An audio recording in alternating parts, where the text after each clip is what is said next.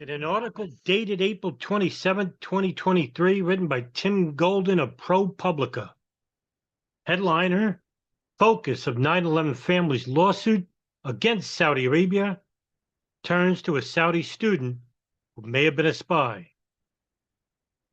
20 years after the September 11 attacks, declassified FBI documents have changed a big piece of the story about possible Saudi government help to the hijackers.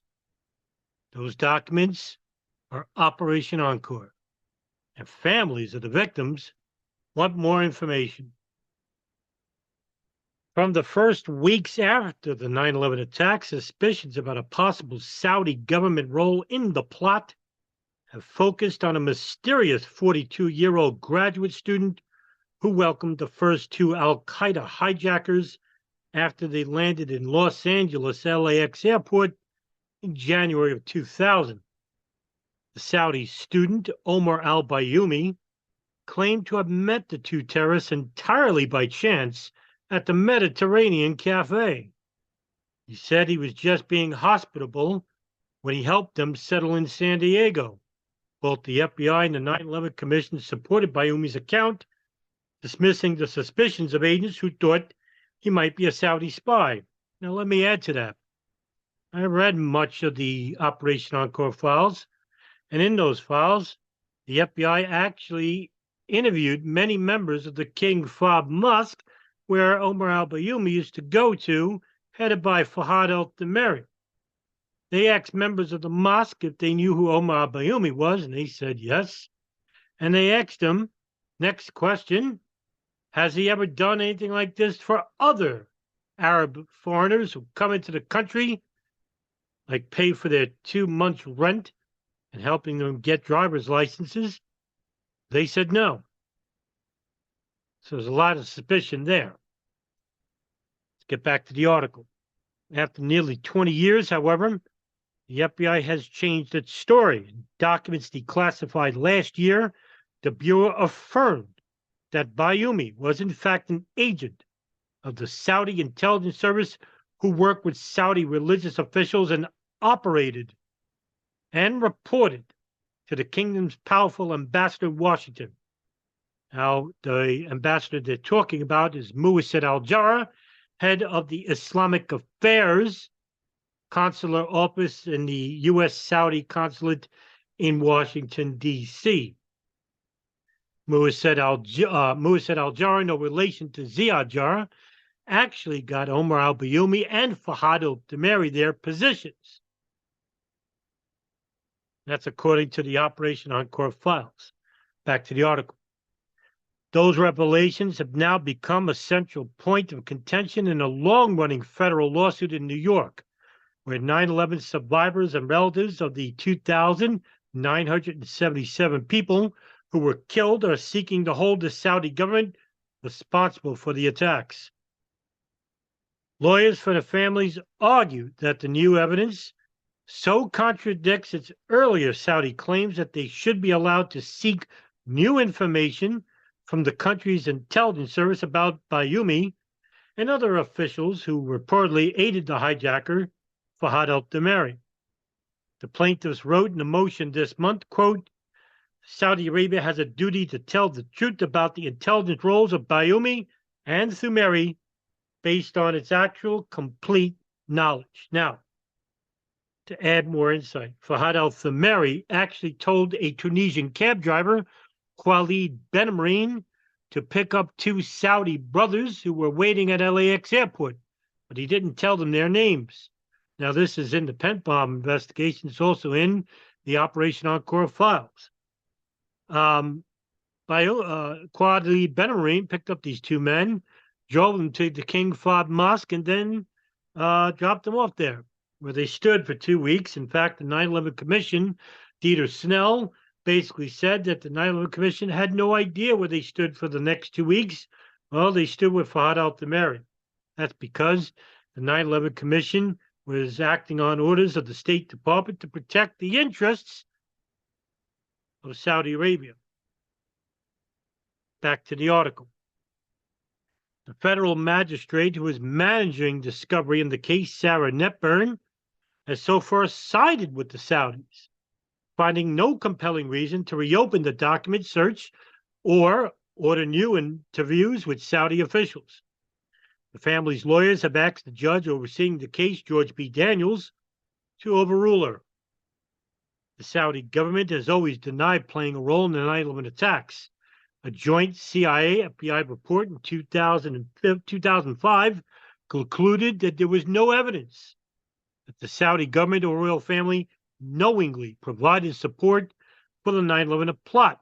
It also claimed that there was no information that Bayoumi was a Saudi intelligence officer or that he wittingly aided the hijackers. Now, under the Operation Encore files, it basically does say that Omar al-Bayoumi basically worked for the Saudi Arabian Air Presidency, which is an arm of the Saudi government. Regardless of the impact that the Bayoumi information might have on the litigation, it has already rewritten an important part of the story about how the al-Qaeda plotters took their first incongruous steps in Southern California. The chief architect of the attacks, Khalid Sheikh Mohammed, is said to have denied that the hijackers and any Confederates waiting for them in the United States. After being tortured by his CIA captors, Mohammed told them he instructed the first two hijackers to present themselves at local mosques as newly arrived students seeking help, the 9/11 Commission stated. Now, if the intelligence services like the CIA and the NSA were bugging bin Laden's satellite phone and the al-Qaeda communications hub in Sana'a, Yemen, that means if they were talking about the attacks on phone, would mean that they can manipulate the plot. So that the Saudi intelligence arm would be required to be informed by the CIA to follow these two men inside the United States because the CIA is not legally binded by law to conduct operations inside the United States. Now, that's a reasonable speculation. And according to the Operation Encore files, and now with the Canestraro document, that is now definitely the truth.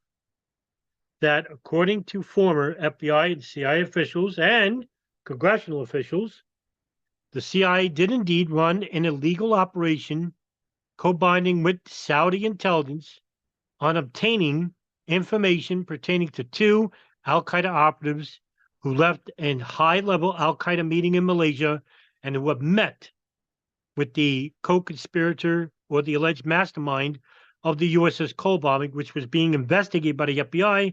And this is just another reason why the CIA did not tell the FBI about these two men entering the country, because it wouldn't be an information report. It would be a criminal investigation. That means the FBI would step in and arrest these two men. Back to the report. The two Saudis, Khalid al-Mihdhar and Nawaf al-Hazmi, were known to both Saudi intelligence and the CIA as al-Qaeda operatives.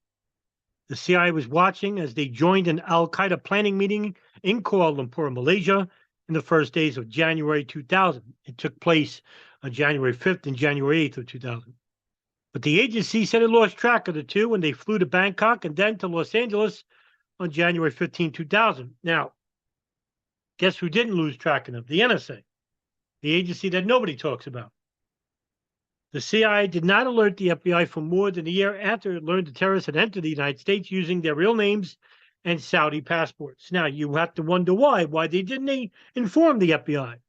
Did they not want the FBI to know that the CIA knew that much about them at that point, and that they both had dual U.S. visas, that they both met with the planner of the Cole bombing so that the FBI couldn't arrest these two men? That seems likely. Khalid al-Mihdhar and Nawaf al-Hazmi were both in their mid-20s, were notably ill-equipped to make their way in the West. They spoke almost no English and understood little about American culture. When they tried to take flight lessons in San Diego, their instructor quickly gave up on them because their language skills were so poor. And to replace them later was Hani Hanjour. For years after the attacks, FBI investigators were uncertain how the two hijackers spent their first 2 weeks in Los Angeles. Well, now they know. but later evidence suggests that they arrived almost immediately at the King Fahd Mosque in Culver City, Los Angeles, just down the street from Sony Pictures Studios. The White Marble Mosque was an anchor of a Saudi government network of religious operatives who propagated the kingdom's conservative Wahhabi faith around the United States. Some clerics and others in the network also worked with the Saudi intelligence service, reporting on Muslim communities and keeping an eye on dissident Saudi overseas. The FBI stated in a lengthy 2021 synthesis of reporting on Saudi connection that was declassified last year, quote, Saudi government officials and intelligence officers were directly operating and supporting the entities involved with this network, end quote.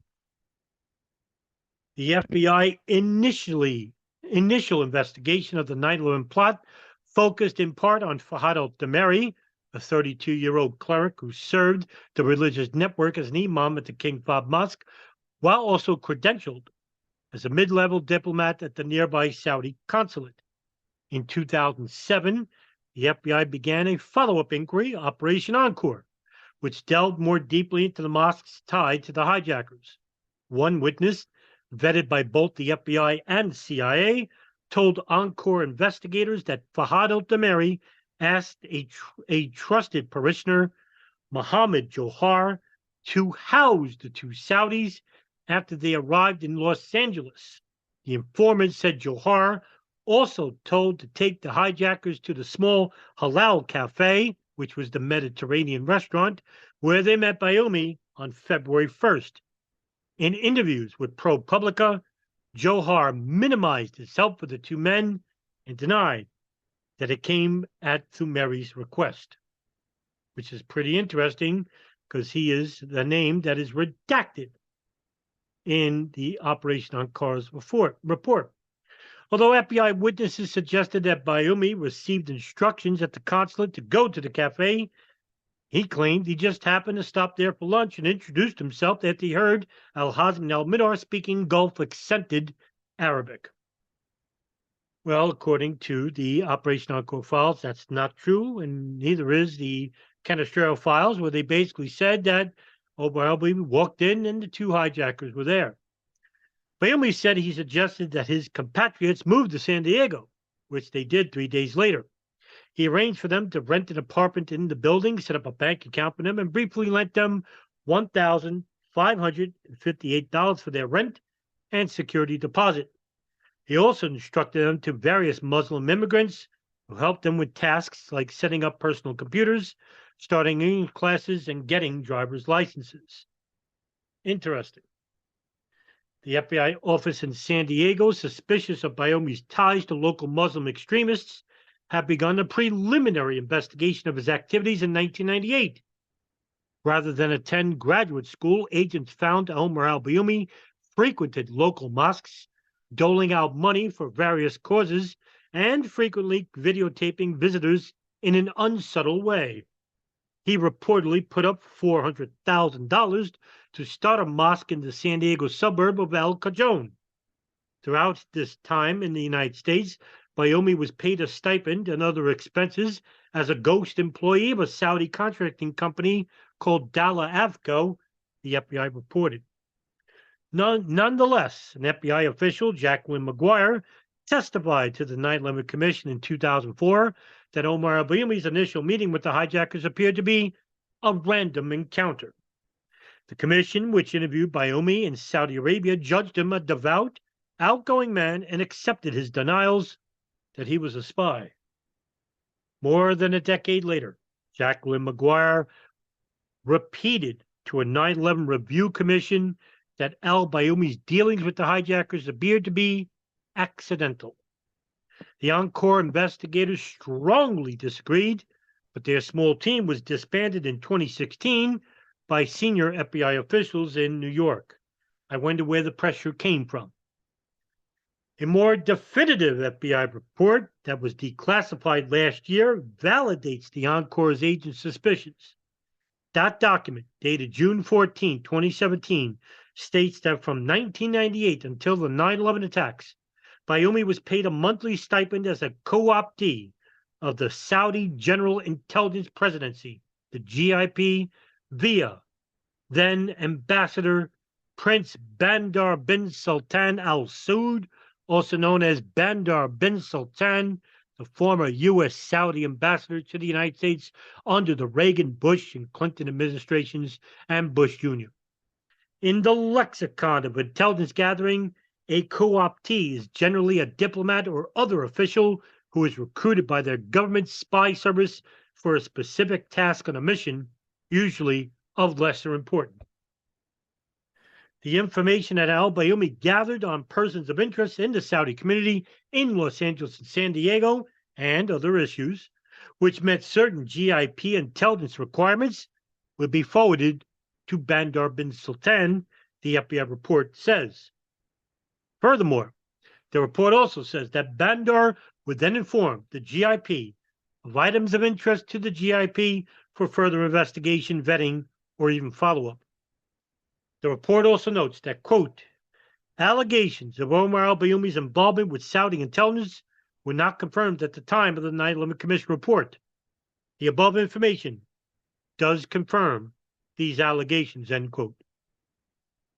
Another FBI report dated the following day cites recent source information as confirming Omar al-Bayoumi's work for Saudi intelligence services. Quote, we could see a block away that Omar al-Bayoumi was an intelligence guy, the lead agent on the Encore team said, Daniel Gonzalez.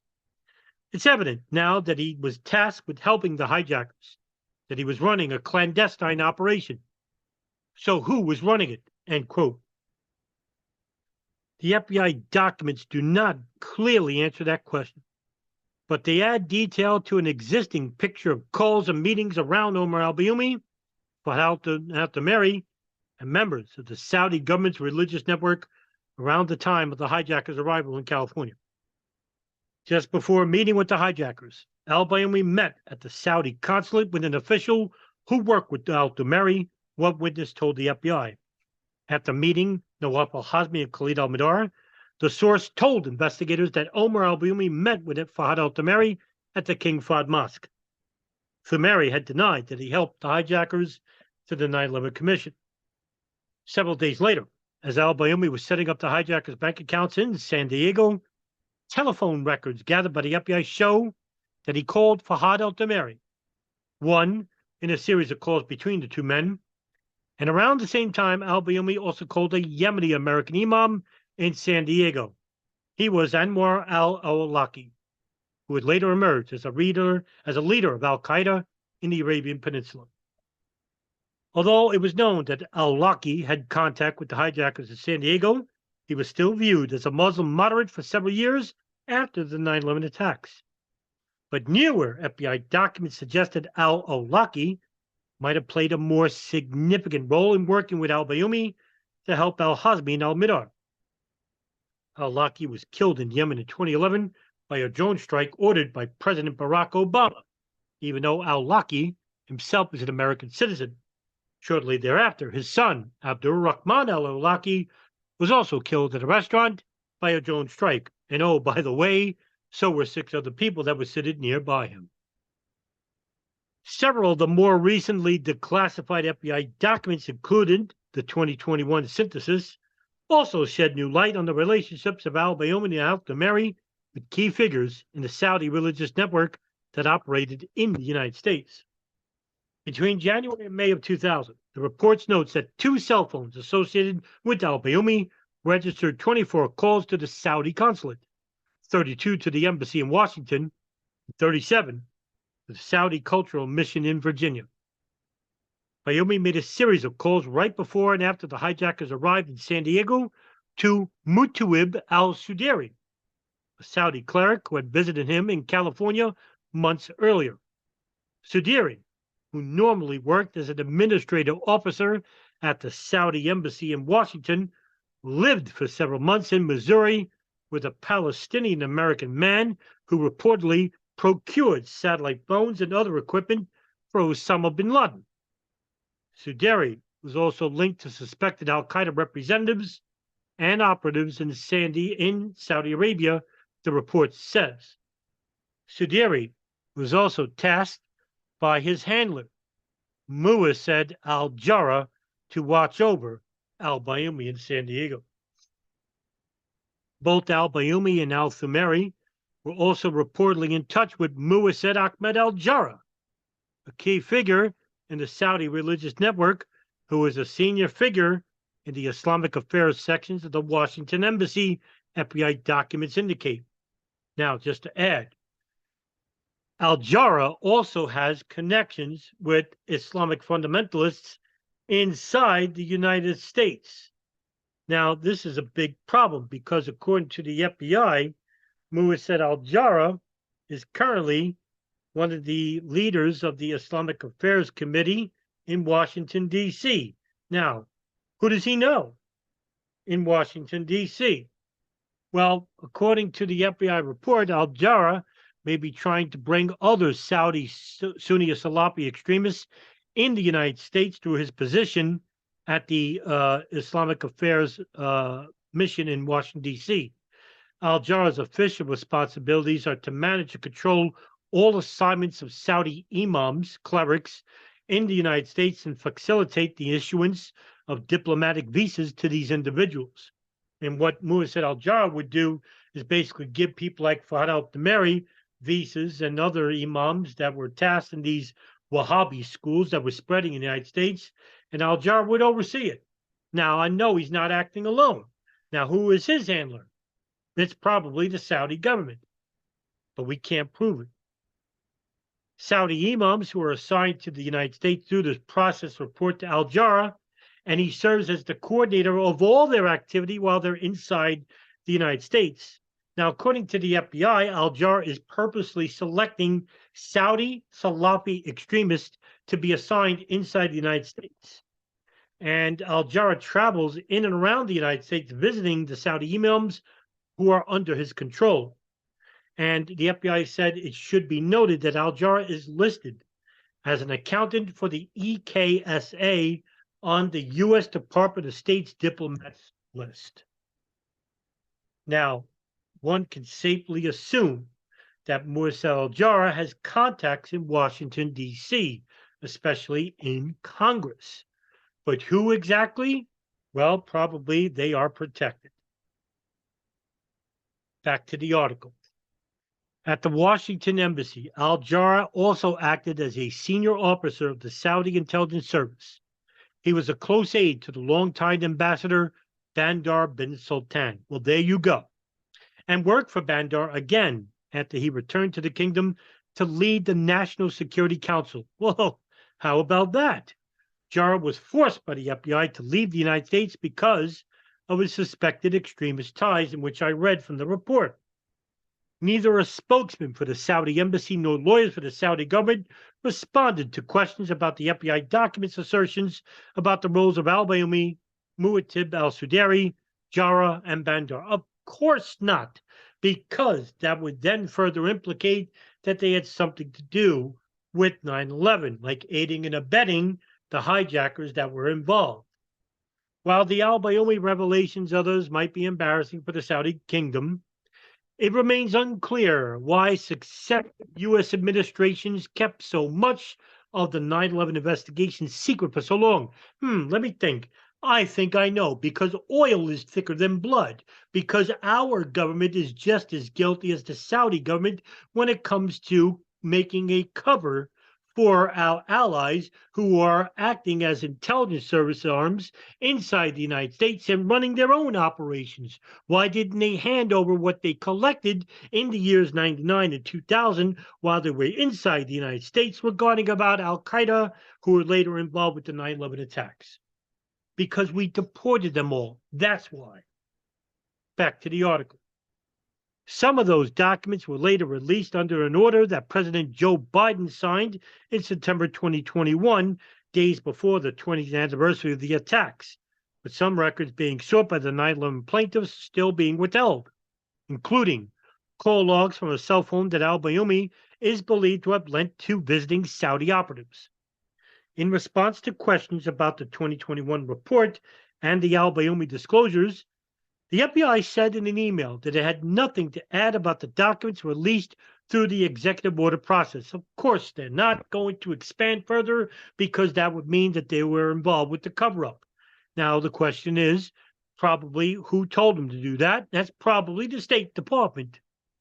Although the Saudi intelligence services and the kingdom's religious network sometimes worked in concert, they had distinct agendas. The religious network sometimes acted independently or even at cross purposes with the government.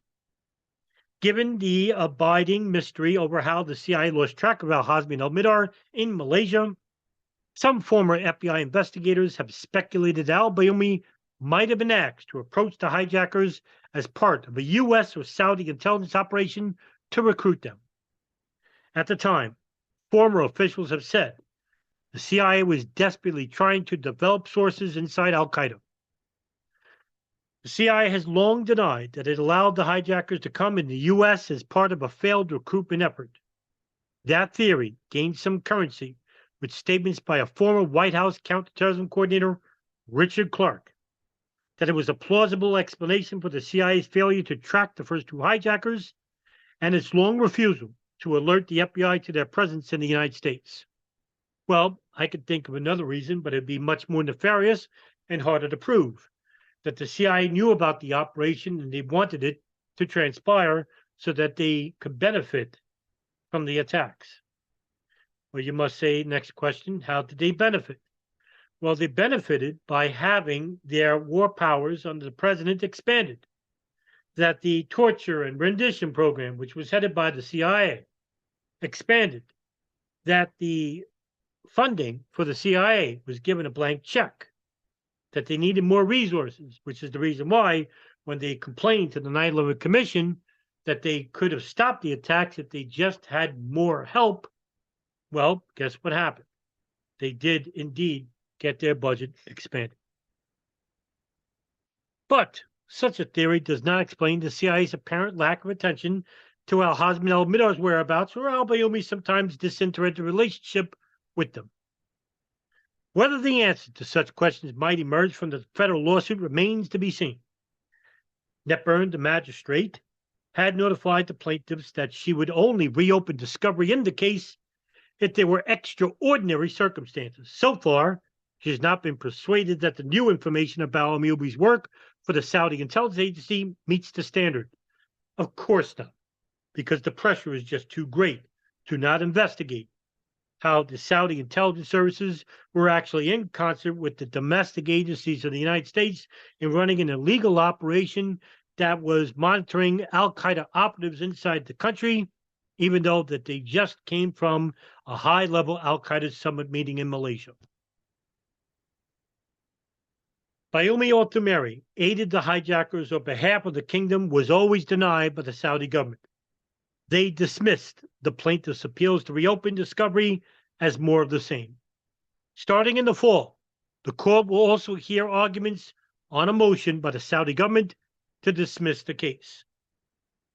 It's clear from the evidence that Saudi intelligence was at the center of the network that aided the hijackers as they prepared for the attacks that killed my father, said Peter Brady, the son of a finance executive, Michael Jacobs, who died in the World Trade Center. We urge the courts to allow further inquiry.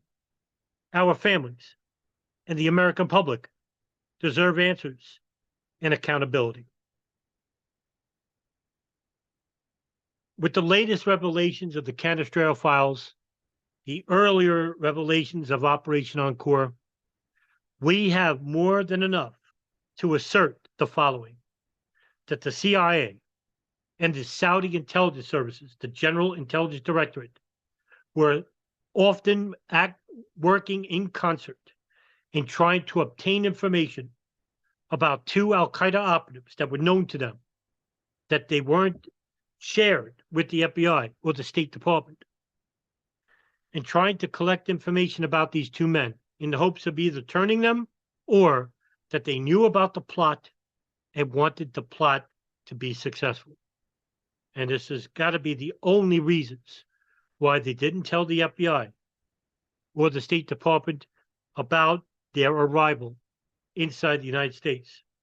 And as long as the CIA And as long as the FBI afterwards continued to lie to the public about their involvement in facilitating or covering up after the fact regarding these 9/11 operatives inside the United States, really grinds my gears, because as long as irrelevants like Alex Jones and Jake Paul are trending, we should be seeing the most important revelations under the Cannistrail files trending 24 hours a day, 7 days a week, because of the really strong evidence that shows that the CIA was running an illegal intelligence operation inside the United States, and with it, the Saudi intelligence GID.